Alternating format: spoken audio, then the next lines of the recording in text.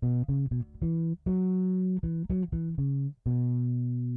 then I turned around and went back, and there was only half of it left, and I'm really not sure what happened there. Anyways, I'm Mike. I'm Jim. And this is Fanboy and the Hater, A podcast about the best and worst in movies, TV, and pop culture. Jim, what are your special moves? Special moves? I can fall down impressively. Accurate. Very, very impressively accurate. So today we are going to talk about Mortal Kombat! That was probably way too loud. I just couldn't do it. I told myself like 14 times, do not yell it. You will destroy the microphone to the sound levels. And just in the moment, I had to do it. I believe we're doing Mortal Kombat. So Jim, I recently saw Mortal Kombat 2. I chose not to join the tournament. Why did you opt out? Well, I guess this goes well into like our history with the franchise. Like I saw the movie before this, which came out I think 5 years ago, the redo of Mortal Kombat. I didn't particularly like that movie, but what it really cemented for me is I'm just out of touch with the franchise. Like I have, going back to sort of the beginning, I played the original arcade game a lot in the 1980s. I played the first versions of the video game on early gaming consoles in the 90s. So like when the very first Mortal Kombat movie ever came out in 1995, that was like the peak of my knowledge of the franchise. So like when I saw that, I had an understanding of the lore of the game, the character profiles, their backstories, their fighting styles, their finishing moves. And when I looked at the movie that came out a few years ago, it's like, I don't remember any of that. So for me, it's like, I really can't engage with it in terms of how well is it adapting the video game or not, because I literally went like 30 years without playing any version of a Mortal Kombat video game. And I missed a lot of the Mortal Kombat video games that had a lot more lore and stuff in them. Mm-hmm. So for me, it's like, it's not going to connect with me on that level. So I just decided to skip it. That's fair, I guess. I probably started playing the games about the time that first movie came out. I don't know if I ever played the very first one. I probably did. You might have been a little bit too, the difference in our ages might have been difficult for you to have played. But like, I went back and played previous games. I just don't know that I played that one. I think I played 2 a lot more, and I just didn't want to go back to 1 because I'm like, 2 is a little like already kind of rough going backwards when we were at like 3 or 4 at that point. And those are the only ones I played. Yeah. The ones that you didn't want to go backwards to were the ones that I played. So I never really got to see the good Mortal Kombat video games. Yeah, and I kept playing them for quite a while until recently. I don't know why. I just didn't want to spend the money on it recently because I'm just like, well, all the other ones, I could play it for a little while and then it sits on a shelf and I never play it again because nobody ever wants to play against me. So yeah, I was less of a fan of Mortal Kombat than I was Street Fighter. Street Fighter was much more fun for me, so I played that a lot more. So that's another reason why it just ended up on a shelf and never played it, because if I had the chance to play a fighting game with somebody, it was going to be Street Fighter. But Mortal Kombat, the later games, did have interesting stories with them. Like, you weren't just going in and fighting, like you were actually playing through a storyline, and that was a lot of fun. So getting into the movies before this one, we had the original, I think it was like 1996 Mortal Kombat movie, which is largely regarded as like the only good video game adaptation into a movie like ever, until like Resident Evil kind of did an okay job, and some would argue Assassin's Creed was okay, but I mean, not really, because the big struggle is when you're adapting a video game into a movie, everybody, they want to make it a movie and they take away all the things that made it cool in the video game, and it makes it frustrating, kind of like when they're adapting a book. Well, it's kind of an interesting thing to adapt because, like I said, I haven't played the later games where there was more story and cutscenes, and you also were doing things other than just fighting. Before that, the stuff I played is like, it's really hard to turn that into a movie. That original Mortal Kombat movie was kind of bad, but it was recognizable. It's like, oh yeah, I understand these characters. I understand the concept of the tournament. I know they have their own fighting style and their finishing moves. It was dumb, but it was enjoyable enough. Mm-hmm. But it's like, I think anytime you try to adapt a video game, and maybe some games are easier to adapt than others, but the more you try to make it like a video game, the less it's like a movie. Yeah. Does that make sense? Yeah, exactly. That's exactly kind of what I mean. And everyone wants to make it a movie when the fans of it want to just watch the video game. But if all you did that is just have like scene after scene after scene of like two people fighting. Yeah.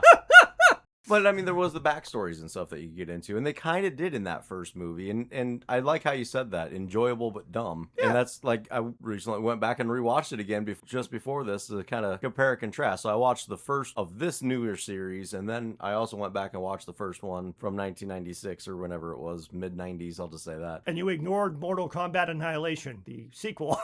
I'm getting there. I'm getting there. And going back and watching it, I was like, well, it's not nearly as good as I remember it being. But again, I'm comparing it to today's standards, and a lot of the issues are like, then it was amazing. Now it's like, well, the visuals aren't fantastic, and there is a little bit of like clumsy writing and stuff, but also low budget, everything else. For what it was great. Then we get into Mortal Kombat Annihilation, which is widely regarded as being one of the worst movies ever made. Where basically they just try to take a bunch of the other characters and cram it in there, and they just kind of forgot to tell a story. That's how I feel it was. And it became much more about the visuals, which were better but worse. Yeah, it was a mess of a movie. Yeah, so let's just stop talking about that one. So then fast forward to the first one in this series, which I hated when it came out. Like, absolutely hated it. There were cool things about it, but I absolutely hated it, mostly because why the hell did they make the main character somebody that's not even in the games, and what the hell is the point of that person? I rewatched it right before this, and there's a key thing that I don't know if I missed it or I just forgot about, and that was that he was the descendant of Scorpion, and that's why he was the main character. Oh. And I think I missed that or just like completely somehow skipped over that in my brain. It made more sense. Yeah, because that movie was kind of an example of, I didn't like it, but again, my lack of memory of the game and not having played the more story-based or story-embedded versions of the game. I remember that movie starting with like a Scorpion versus, who's the blue guy? Sub-Zero. Sub-Zero. That they gave like an elaborate backstory for those characters. It's like, I don't know if that's from the game or not, but It 100% is. Okay, Yeah. it's like, that's kind of interesting, but I did not pick up on that's who that character was supposed to be. And then it just like starts jumping around to like other characters, and I'm like, okay. And then I was like, but I was mostly confused. It's like, isn't there supposed to be a tournament? Right. Weren't they like training for the tournament? So in the first one, it was Shang Tsung was trying to assassinate the champions before the tournament to guarantee they would win. Okay. So it kind of makes sense, but to your point, like, it's supposed to be a tournament and about a tournament, and like there are extensive backstories, and they kind of start on it, but then they miss key things like, okay, yeah, Sub-Zero Bihan kills Scorpion family and his entire clan, but they don't really talk about like they were warring clans for centuries or whatever. They just, oh, okay, this clan decided to kill this clan. They hint at it, and you don't really, I don't think they even really say anything about it. But if you watch it with subtitles, it kind of tells you that like Sub-Zero is Chinese, Scorpion's Japanese, and that was part of the warring clan issue. It seemed like they could have made almost, without the Mortal Kombat connection, almost could have made like an interesting movie out of that whole part. They 100% could. Well, and that's maybe even with a Mortal Kombat connection, I'm sure. That part of the movie was almost mildly interesting, and then it kind of like goes off and does other things. yeah. Well, and then it gets into one of the other things that everybody hated was the Arcana thing that they have promised they will never bring up again. Which is basically like, was that a way to key explain or something, like how you got your superpowers? I was about to say, dude, that was a way to try to, which actually does have a root in the game, right? Of explaining why people are superpowered. It might. I don't really remember that. I think it has a root in a version of the game that nobody liked.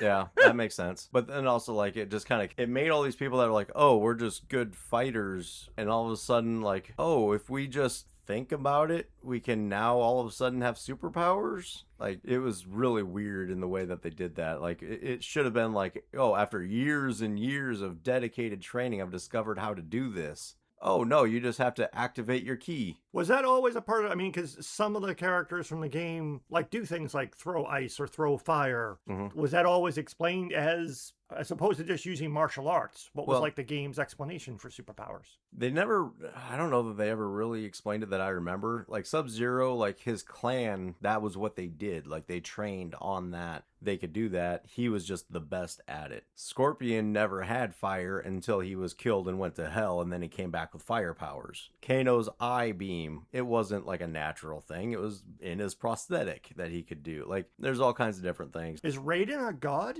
Yeah, Raiden's an actual god, so that's why he has the lightning. His lightning comes Yep, from that. yep. And aren't there different realms? Yes. See, this is the thing I don't remember. Yep. So the whole idea is like the realms are separate, and the only way one realm can invade the other realm is by winning 10 straight Mortal Kombat tournaments. Oh. And so, and of course, in all these movies, oh, Outworld has won 9, and this is their 10th, and they're doing everything they can to make sure they win this 10th one so they can take over. And then where Outworld comes from is a realm. Oh no, everybody's gonna hate me because I forgot the Edenia, I think is what it was, something like that. And that was, they had been invaded by Shao Kahn and taken over, and and that's actually part of the story of this movie. They kind of go into the backlog and show how like Shao Kahn had come and killed the king, took over, and actually married his wife, adopted his daughters, stuff like that, took over, turned it into Outworld, took this like beautiful place and made it like a desolate, apocalyptic area, and that's what he plans to do to Earth too. And that's what Princess Katana is trying to stop? Katana is the stepdaughter, but she's the girl always with the fans. Yep, she's the one with the fans, and she's always like trying to help Earthrealm because she's like, I don't want to see what happened to my world happen to your world. So technically, she fights for Outworld because she has to, but she's like, I don't want to. I'm gonna help you guys win. So yeah, that's interesting. So in this movie, it is the tournament. Okay. And it's done really well. And one of the things they do really well is in the first round of the tournament, they kill Cole. Spoilers. Hey! Spoilers.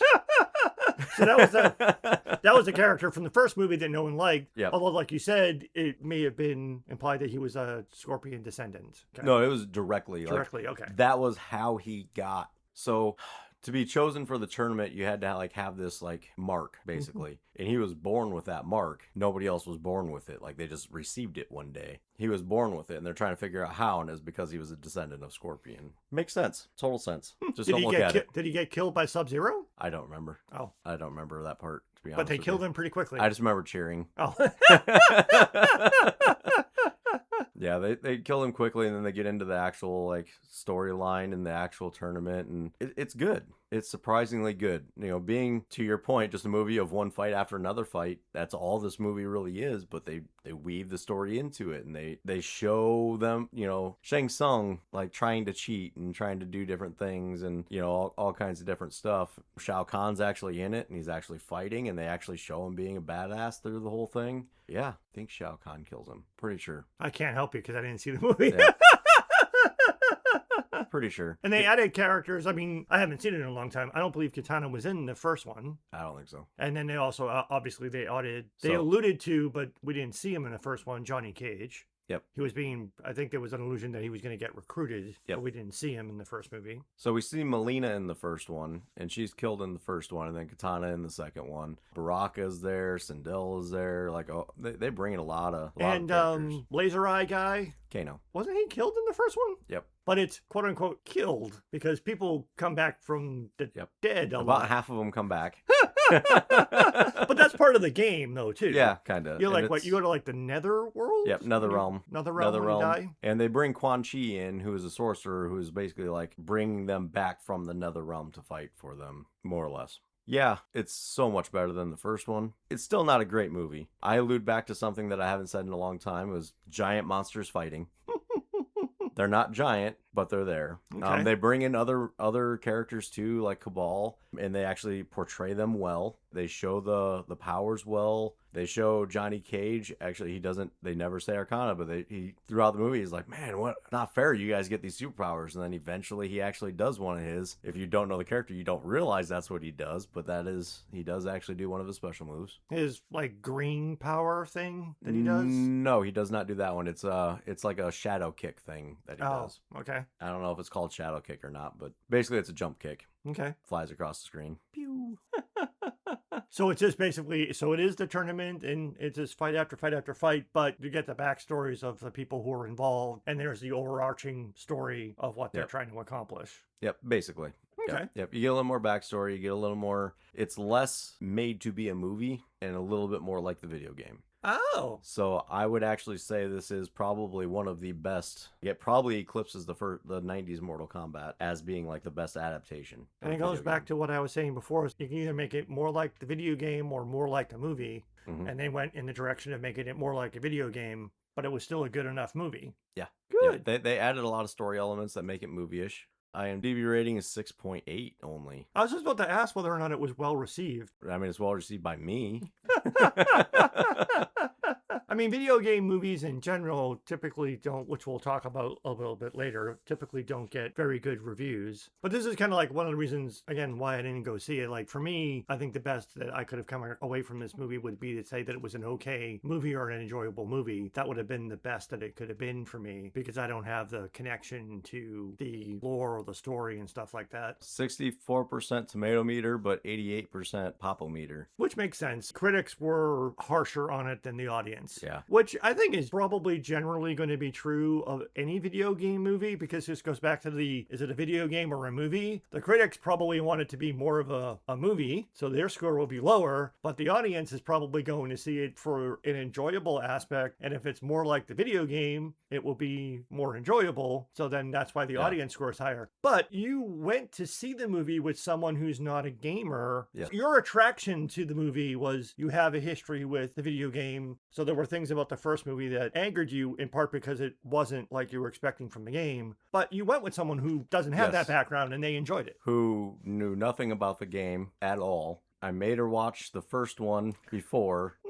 and the 90s one before, then went and watched this and she enjoyed it. That's, I mean, to your point. If you're going to critique it and like, oh, is it a perfect storyline or is the acting absolutely impeccable? Is every action beat exactly like, dude, come on. It's not Shakespeare here. It's not Casablanca. It's giant monsters fighting. And if you go into it just wanting to enjoy a fun ride, it's a good movie. I guess a little bit of a difference between like what makes a video game movie a little bit different than like a generic action movie is that a video game movie does have some backstory and framework to it. But people who don't understand the video game backstory can still find the action-y stuff enjoyable. But also they give just enough of the backstory that you understand what's happening and why it's happening without having to go like super in depth about like, oh, introduction to this character. Here's 20 minutes on their history. They don't do that. Okay. But they do kind of bring in like Cabal, like, oh yeah, I have to wear this stupid breathing thing because of what Kano did to me and I'm looking for revenge. That's it. That's all you need. Okay. And in their interactions with each other, you get the understanding like, oh, they used to work together and Kano backstabbed him. What a surprise. They don't go into like how he got his superpowers or anything. They kind of allude to like some of them, like Shang Tsung just kind of like amped him up a little bit. Use sorcery. All right, cool. I don't need more than that. Like, would I like more than that? Maybe. Depends on how it's written. Probably going to be boring and make it suck. So let's skip that and just get on with what we came here to see. Okay. Giant monsters fighting. So I guess one of the other things that's kind of weird to talk about, but it's mostly an action-oriented movie. The story is enough to be good. How important is acting in these types of movies? I mean, really, the acting is more just line delivery. Is it just people delivering like the famous taglines of the characters? I mean, there's a little bit of that. It's just more or less like, can you be serious? Can you be believable as it being intimidating? And can you say the lines? And that's most of it. And they did a very good job of like only a couple of the characters tell jokes. Okay. And it fits in, and that is what their character is. So you got Kano and you got Johnny Cage, and it fits their character that they're the ones making the jokes, and it works. The actor who plays Kano is actually a sketch comedian, I believe. Oh, is he? Yeah, and he was actually one of the few good things about the first movie. And I think they actually let him improvise a little bit to try to add a little bit more of a comedic flair to it. So they let him riff a little bit. So he was one of the few characters in the first movie who was allowed to be funny. You know, it would make sense that he would be allowed to be funny in this one as well. And then obviously the Johnny Cage character is designed in part for comic relief. Right. So they let those guys kind of cook in terms of the comedy. Yep. Yeah, and that's it. I mean, otherwise, it goes pretty well. Kind of like the 90s one where Shang Tsung and Raiden are like the only ones that really bring like gravity to it. Mm-hmm. They're the ones that really have to like act, and they do a good job.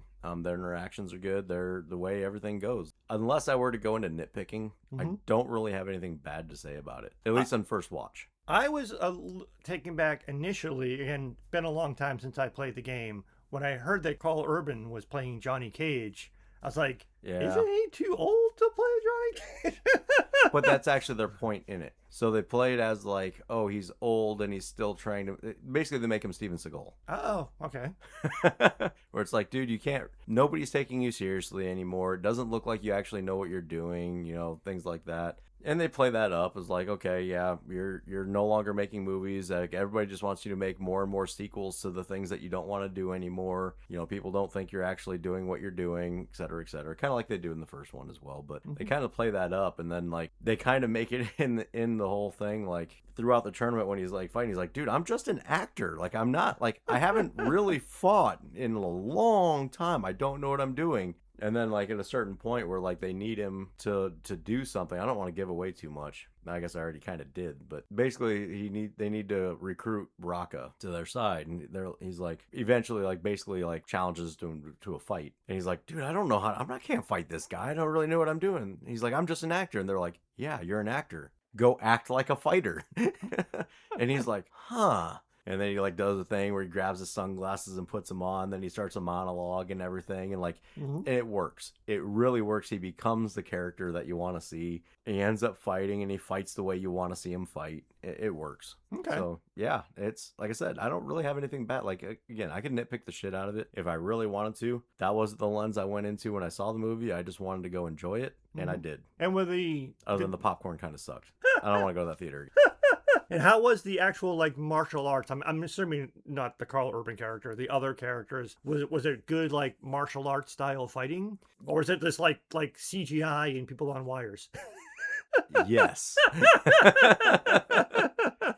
So I guess that kind of leads to dodging your question a little bit of they do a good job of like everybody has unique fighting styles. Okay. Like in the game. Okay. Like some of them, like they're just brawlers. Some of them are like super technical. Some of them heavily reliant on their superpowers. Like they do a really good job of making each one individual. They're not all just like generic martial arts fights. Okay. And then when you get like martial artist versus a brawler, it looks like a martial artist versus a brawler. Okay. So yeah, I mean it's all good. Maybe I'll watch it again and maybe I'll start nitpicking it. I think this will be I'll watch it a few more times probably throughout years when I want to watch giant monsters fighting. Now, what about like one of the signature aspects of the video game is the like violent deaths where they're like fatalities, like really like gruesome stuff? There's a little bit of that, yeah. That's again going back to my memory, and this was I saw it a couple weeks ago, and I've only seen it the one time. There is some of that. Like I will say, like there's one in particular that I kept waiting for it to happen on their first fight, and it never happened. I'm like, oh man, why didn't they do that? And then like 2 fights later, it happens. I'm like, oh, they were saving it for that fight. Okay, there it is. That's what I was waiting for.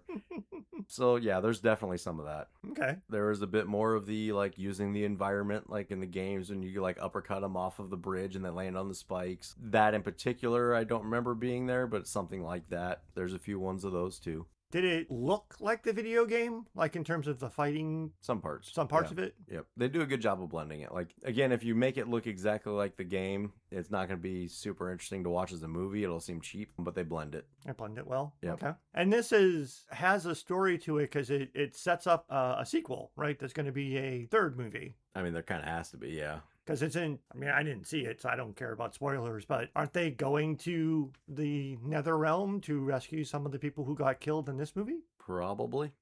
Because wasn't there a key sacrificial death that they're trying to go to the Nether Realm to get that person back? Or? Yeah. You're talking about Kung Lao? Yes. Yep. So that is an actually interesting thing because that does come from the game where he was killed in the game and then he was brought back and then he was like you're fighting like a zombie version of him and stuff like that. Same with Liu Kang in the games. I remember there being a zombie version of Liu Kang. So yeah, there is that. Again, my memory's sucking. I don't remember exactly how it ends. The downside of watching the three movies back to back is they kind of blend together a little bit. But yeah, I mean, they have to set it up for more. They have to. It's easy, and there's so many more characters to bring out. I really hope they bring out more of the Elder Gods. Like, I think Chinook was mentioned, but wasn't ever actually in it, which usually means it's probably going to be in the next one. So it seems like this movie was a substantial improvement. Did it like negate the first movie, or does it kind of flow together well? It flowed. Okay. It kind of picks up right where the other one left off. It flowed really well. They just don't make mention to the things that sucked about the first one and or correct it in the first fight. I mean, there's a part of it too where like they're going to try to recruit Scorpion, and he's kind of created heaven in hell. And he doesn't want to fight because he's like, yeah, I killed Sub-Zero. There's no problems anymore. Everything's good. And then they're like, well, he was resurrected. And he's like, what? Oh yeah, and by the way, he also did this. And he's like, you just see his heaven start to corrode, and he's like, all right, I'm on board. So yeah, I mean, there's a lot of cool things. Like I said, there's a lot of story in it, but it's focused on the tournament like it should be. So overall, it was definitely an enjoyable movie for you. It's an enjoyable movie. It shows how you can adapt a video game into a movie and still maintain what was good about the game. I alluded to this earlier, and I'm going to bring it up again. Assassin's Creed is a game that could easily be a fantastic movie. Entire series of movies. I have never played the Assassin's Creed video game. I've watched you briefly play a few of the Assassin's Creed video games. I saw the movie, had no background with the game. I thought the movie was okay, but like none of it, but I came to it completely blank. Like I would not have picked up on, is this the way the video game is? Does the story make sense? Does the character make sense? I just watched it as a movie, which is probably a good example of like why I skipped Mortal Kombat 2. I kind of thought I would have a similar experience to Assassin's Creed. Like I remember nothing about the Assassin's Creed movie. I remember just thinking it was okay. I didn't think it was bad. I didn't think it was good. But it's like, meh. But it meant nothing to me because I had no connection to the video game. So I kind of felt like I would have had a similar reaction to Mortal Kombat. But I do, even though it's buried in the back of my head, I do have some memories of actually having played Mortal Kombat. So surprisingly, I think you won't hate it. Mortal Kombat 2? Yeah. Okay. I'm not going to say you're going to love it, but I don't think you'd hate it. It's just fun enough. If you're able to turn off your brain a little bit and just go for the ride, it's enjoyable. The Assassin's Creed movie, I don't remember a whole lot about it other than like just pointing out like a bunch of things. Like if you'd have just tweaked this a little bit, it would have been way better. And I remember like the animus that they used, which doesn't make sense to anybody who doesn't know the game. They changed it in a way to like make it super visual that did nothing for it. And to me, it kind of took away because then they focused too much on that person being in the animus than what was actually happening. We'd have to go into like deep details about the game in order to explain what I mean by that. And I don't think we really want to do that right here, but I'm just using that as an example of like, it is a fantastic story that is told in a very visual movie-like way that could easily be a great series of movies. Like you could have like a whole universe of Assassin's Creed if you just follow what the fucking game did. And it seemed like it was a one and done, and they just decided to abandon it. Oh yeah, because it wasn't received well. It wasn't received well by people who love the video game, and then people who just watch it as a movie were like, it's an okay movie. Yeah. But it's almost like this is different. Like you said, Mortal Kombat 1 and Mortal Kombat 2 flow together, and there is definitely a third movie because the end of this movie sets up the third movie. So it has a cohesive and pre-planned story. It seems more like that is a better way to do a video game. Like a one-off thing almost seems like it's going to be a fail. I mean, maybe some video games are just easier to do a one-off adaptation, but I would think that if you have a video game that is worth turning into a movie, it probably has a story element that would help make it be a movie, in which case it probably should be more than one movie. Right. I well, guess that's part of the problem of adapting video games into movies is video games are hours and hours and hours of gameplay that you're trying to shove in like an hour and a half movie. And it is really difficult to do. Like sometimes just the cinematics of the video game, Diablo, for example, is usually longer than a movie. Yes. All put together. So, and that's not even counting all of the stuff that happens while you're actually playing the game. And that's why I say for Assassin's Creed in particular, like it could easily be a series. Plus, with the way that game is made, like you don't even have to have the same actors. It could be different actors throughout the whole thing. Like you might have like one actor throughout the whole, but the main story of each movie would be completely different cast and still be a through line story. Well, that's kind of somewhat similar. You mentioned Resident Evil earlier as another example of a success. they created a character who's not in the video game, Hmm. and they wove a story around her, and it turned into a decent movie, and they made a series of movies. Not all of them were great, but they were all watchable. Yeah. But they didn't try. I had never And played they would sprinkle in characters from the games. Right, I had never played the game itself, but the movies made sense to me because they established a character, built a little bit of a story around her, and then that becomes mostly the focal point of the movies that they made, and they were entertaining. Yeah. Although in the case of Resident Evil, it was kind of like a bit of a mutated zombie thing.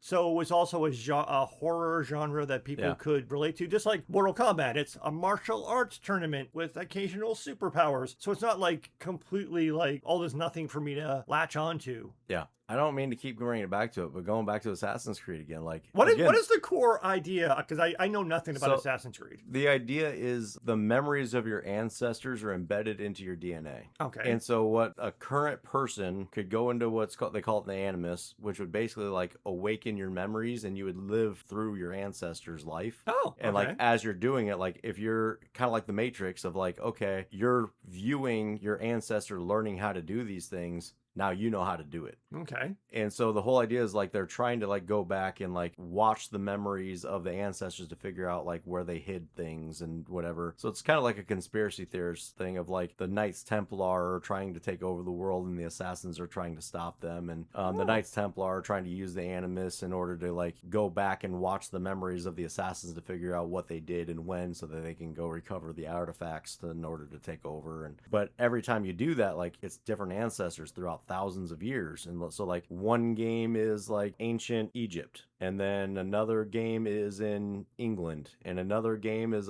you're on a pirate ship. You could do all these different like crime syndicate movies, you could do like adventure movies, you could do again pirate movies, all kinds of, kind of like what we say about the MCU, and like every movie is a different style of movie. You could do that with Assassin's Creed. What did they do in the actual Assassin's Creed movie? I don't really remember. They kind of did that, but like instead of like the animus, instead of like being like a bed that they lay in that they're like extracting and viewing, like he's in this like big apparatus where he's like actually making the moves and like jumping around this room with a thing attached to him that like holds him in the air and stuff. And it was all like they made it more about that than about what was actually happening. Like they made it more about present day than history. When in the game, the whole game, you're in the history with like flashbacks to present day of like what's going on. I mean, how does this relate? I mean, we talked a lot about superhero movies and comic book adaptations. Is it the same thing in terms of how much do you need to be, if you're making a movie out of a video game, how much do people need to be familiar with the source material?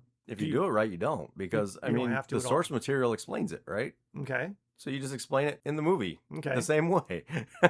It's not that difficult. And is it a genre that would only be attractive to gamers? Like, are they making these movies because obviously gaming is a huge culture? There's tons of video gamers. Are they making movies for the video gamers? Thinking that, oh, since gaming is so popular, if we make a movie based out of that, the gamers will go see it? Or is it? So my theory is that people making the movies think that people that don't play the games, they don't play the games because the story isn't great.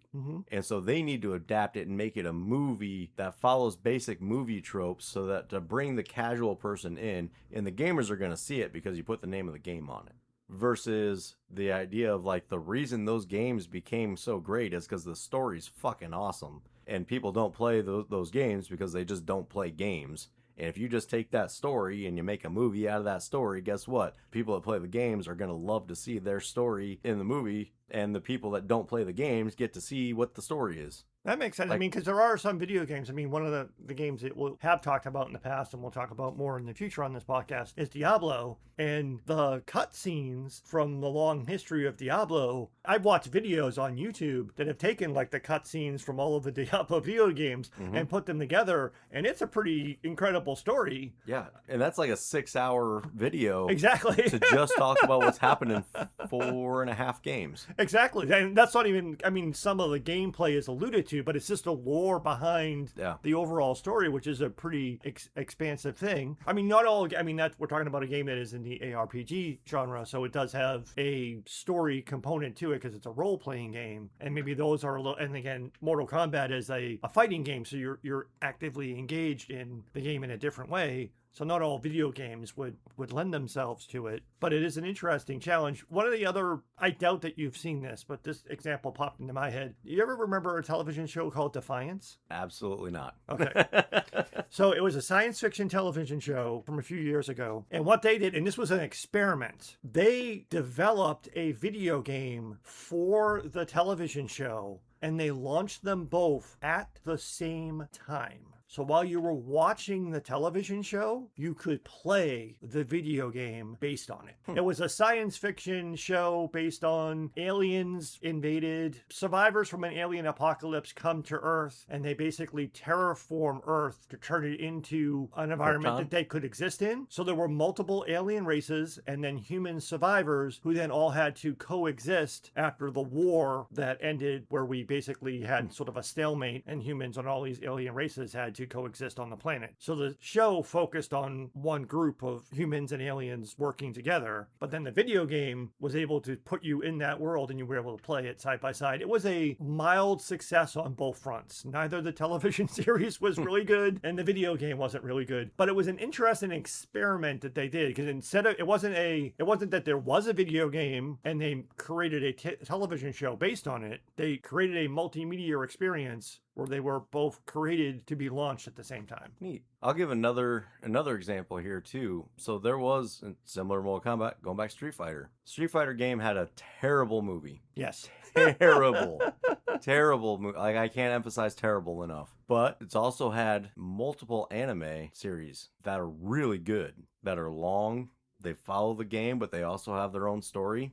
They have similar stories because that is the story of the game, which is adapted and changed a little bit over the years. They're good. They're really good. If they just do what they did with the animes in a movie form, which hopefully they do. There's a Street Fighter movie coming out later this year. There's a Street Fighter movie coming out. I mean, we're recording this in May of 2026. I believe in the fall or sometime in the later part of 2026, the Street Fighter movie is coming out. Which is probably going to suck.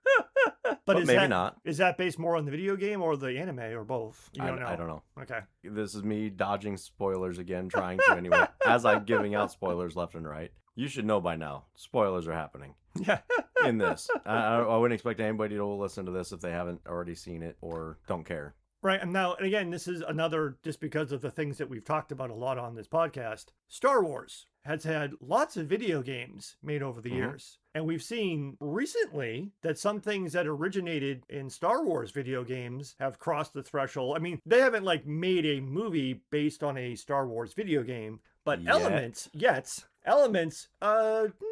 Jedi Survivor might actually make a halfway decent movie. But they have some elements from video games have been brought into the Star Wars cinematic universe. Knights of the Old Republic. Right, Knights of the Old Republic. It basically is the movie already. Just make that game a movie exactly as is, print the money. Now, in that case, it was a movie first. And then they created a video game that was based on stuff from the movies. Well, I mean, what are you talking about? That Star Wars existed. Knights of the Old Republic wasn't a movie. I'm saying that Star Wars existed, and a video game like Knights of the Old Republic or Jedi Survivor were created. But the idea of Star Wars as a cinematic franchise existed first, and then it spawned a bunch of video games, and now some of those elements have come back into Star Wars. So it can be done, and there are elements like that. And not to go off on a Star Wars tangent, but some interesting and probably better than other Star Wars movies that have come out or that are coming out in 2026. If they just made a movie out of one of the video games, would actually be pretty cool. Yeah, true story. Because not only would you not have to do a lot of lead work on the story, because Star Wars is a cultural phenomenon and is known enough, and then you can just do the story from the video game and it would be an entertaining action type thing. Well, short of going through and listing a bunch of video games we want to see as movies, I think I've kind of said everything I want to say about Mortal Kombat. Is there anything else you want to say? Or that's all I can think about it. It's interesting that, like you had said earlier, the very first Mortal Kombat movie in the 1990s was often pointed to as the only successful movie adaptation of a video game. Not that it was a good movie, but it was a reasonably successful adaptation. Its sequel was one of the worst examples. But now it seems like we've come back around. The movie that preceded the one that you saw was bad, but Mortal Kombat 2 seems to have course corrected and become a good example of a video game adaptation. I do want to say, when I went back and watched the first one, it wasn't as bad as I initially thought. I think there was just a couple of things that upset me enough that I just shut down. I was like, nope, this sucks. Screw this movie. Watching it again, I was like, you know what? It's not terrible. Other than the couple things that are just like, well, that doesn't make sense. And like, yeah, there's frustrations. Like, why are they focused on this and not that? But sitting back and just watching it again, just to remember what happened, I'm like, oh, you know what? It's not that bad. Set aside your preconceived notions. Not terrible. It's not good, but it's not as bad as I had thought. But because it flows, the second one flows with the first one, and the second one already has a sequel that is definitely coming out, it seems like collectively those three movies will be considered a successful adaptation. Whether or not it's successfully received by fans or critics or does well commercially, who knows? Yeah, we'll have to see what the next one is. And how long it takes them to get that movie out. Well, there's also like a series that's like really slowly coming out that's really cool. I don't want to get into that. Okay. Like it started like as like a YouTube thing of like trying to get it off the ground, and then it got funded, and there's been like 2 or 3 episodes over like a decade, but it's really cool. Like, you know, one of them is just focused on, I think it was is this Mortal, are you saying Mortal Kombat related? Yep. Like one of them, like the entire hour-long episode is just Sub-Zero Scorpion. Oh. And shows more of that. I want to say it's related to this movie, but I can't say that for sure. It might have been actually what inspired the movie to be made, because it's initially going to become the movie. So as a conclusion, if you... Oh, we do those? Yeah. If you saw the movie that preceded this and you didn't like it, you should see this movie because it's better. Yep. And if you are a fan of the video game, you will like the Mortal Kombat 2 more. Yeah. But it's also a good movie for people who have never played the Mortal Kombat video game. Yep. And also, if you liked the first one, you will continue to like this one. So I think that's a overall success. Yeah, unless you like really don't like watching people get punched in the face. Or if you just like super dramatic cinema. Otherwise, yeah, it's an enjoyable movie. Excellent. Well, I think that wraps it up. Thanks for listening to The Fanboy and Hater. Check out our archives to listen to some of our past episodes, and stay tuned every Thursday for a brand new episode.